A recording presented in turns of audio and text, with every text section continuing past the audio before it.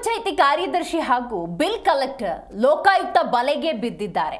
ಹೌದು, ಗ್ರಾಮ ಪಂಚಾಯಿತಿಯ ಕಾರ್ಯದರ್ಶಿಯಾಗಿ ಕೆಲಸವನ್ನ ನಿರ್ವಹಿಸ್ತಾ ಇರುವ ಸುಮಾ ಬಿಲ್ ಕಲೆಕ್ಟರ್ ಮಾರುತಿ ಬಂಧನವಾಗಿದೆ. ತುಮಕೂರಿನ ತೋವಿನಕೆರೆ ಗ್ರಾಮ ಪಂಚಾಯಿತಿಯ ಸಿಬ್ಬಂದಿ ಇವರು.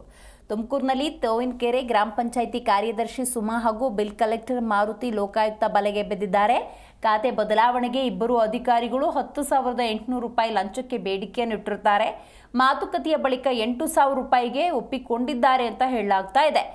ಇನ್ನು ಟಿ.ಕೆ. ಮೊಹಮ್ಮದ್ ಅವರು ದೂರನ್ನು ನೀಡುತ್ತಾರೆ. ಇದರ ಸಂಬಂಧ ಲೋಕಾಯುಕ್ತ ಇನ್ಸ್ಪೆಕ್ಟರ್ ಟಿ. ರಾಜು ನೇತೃತ್ವದ ತಂಡ ಬಲೆ ಬೀಸಿದ್ದು ಆರೋಪಿಗಳನ್ನು ಸದ್ಯ ಬಂಧಿಸಲಾಗಿದೆ.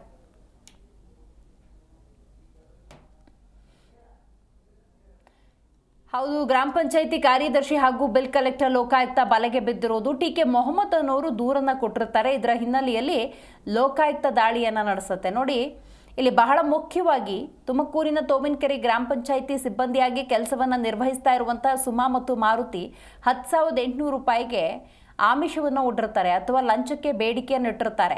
ಸೊ ಈ ಸಂಬಂಧ ಏನಾಗುತ್ತೆ, ಕಡೆಗೆ ಮಾತುಕತೆ ನಡೆಸಿ 8,000ಕ್ಕೆ ಒಪ್ಪಿಗೆಯನ್ನು ಸೂಚಿಸಿದ್ದಾರಂತೆ ಸುಮಾ ಮತ್ತು ಮಾರುತಿ ಅವರು. ಸೊ ಈ ಸಂಬಂಧ ಏನು ಮಾಡ್ತಾರೆ, ಮೊಹಮ್ಮದ್ ಟಿ.ಕೆ. ಅಂತ ಒಬ್ಬರಿದ್ದಾರೆ, ಅವರು ದೂರನ್ನು ದಾಖಲಿಸ್ತಾರೆ. ಸೊ ಆ ನಂತರದ ಸಂದರ್ಭದಲ್ಲಿ ಲೋಕಾಯುಕ್ತ ಬಲೆಗೆ ಇವರು ಬಿದ್ದಿದ್ದಾರೆ. ಇವರ ಬಂಧನ ಕೂಡ ಆಗಿದೆ.